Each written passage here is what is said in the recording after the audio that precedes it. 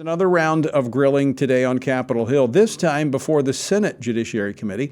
And not surprisingly, most of the heated exchanges focused on the controversial October 4th memo, targeting concerned parents across America, which he repeatedly claimed is, quote, about violence and threats of violence, end quote.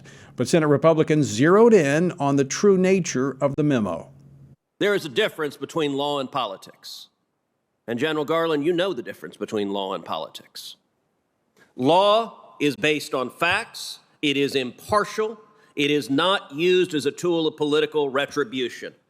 This memo was not law. This memo was politics.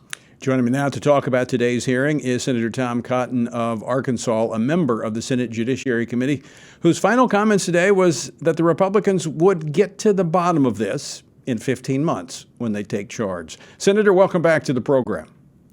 Hey, Tony, thank you for having me back on. Let's start right there. What do you want to know that the DOJ is stonewalling on? Well, Tony, this directive was an unprecedented assault on the rights of parents to go to school boards and express their opinions about their kids' education.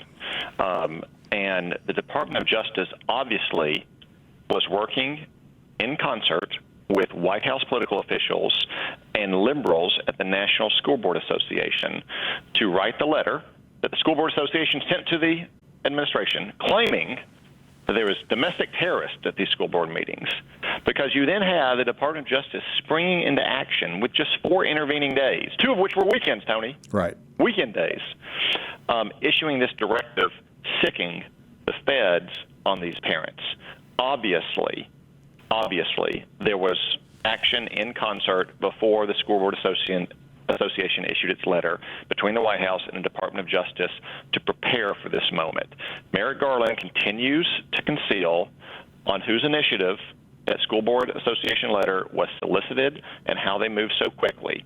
He said today it wasn't his own, so it's time that we get to the bottom of who is working on this at the Department of Justice and at the White House. And if we don't do it while the Democrats are in charge, then mark my words, we'll do it in 15 months whenever the Republicans are in charge once again. Now, Senator, you asked specifically about some particular individuals working at the Department of Justice, whether or not they brought this issue to him.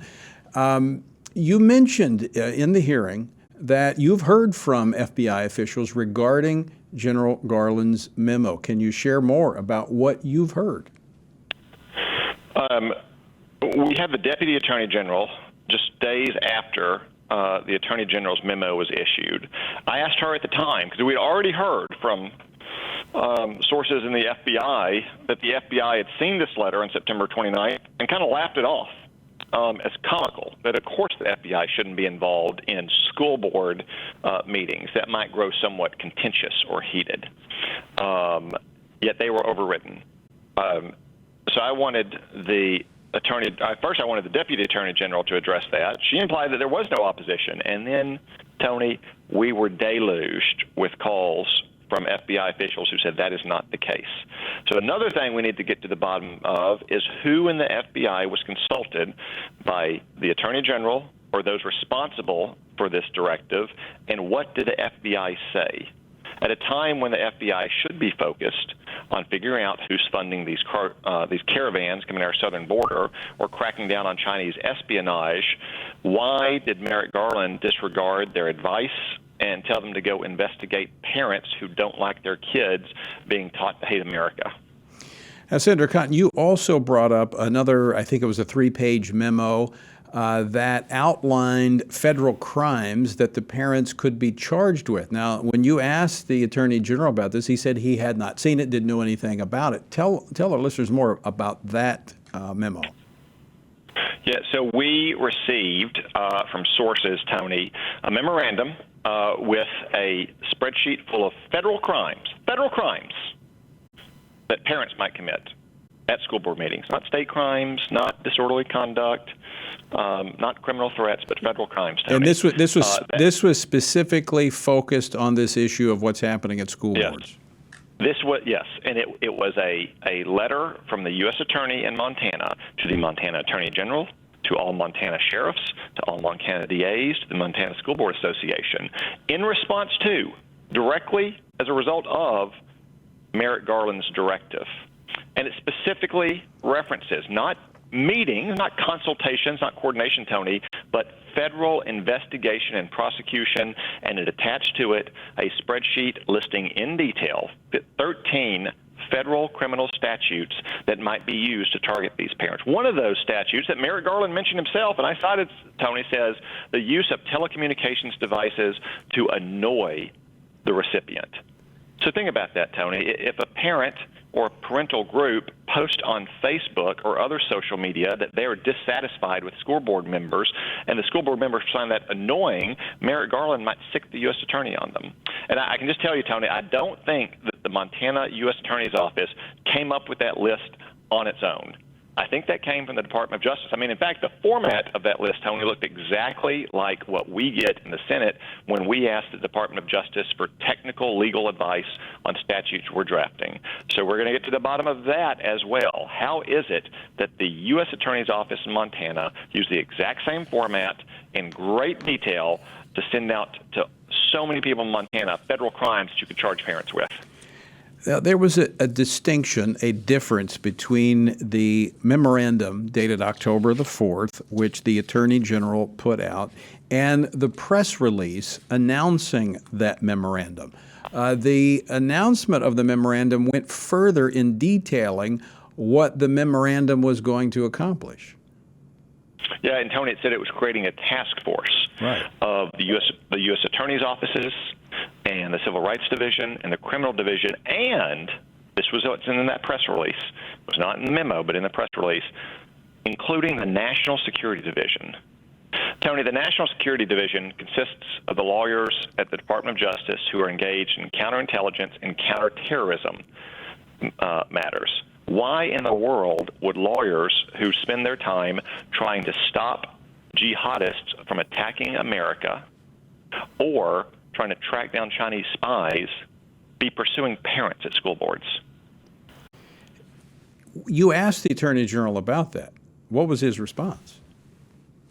He has no good response, Tony. He hemmed and hawed and beat around the bush because there is zero reason, even if you think it is an appropriate federal role to be essentially spying on parents who are expressing their opinions at school board and perhaps pursuing them with federal crimes, why would it be the National Security Division? It's preposterous.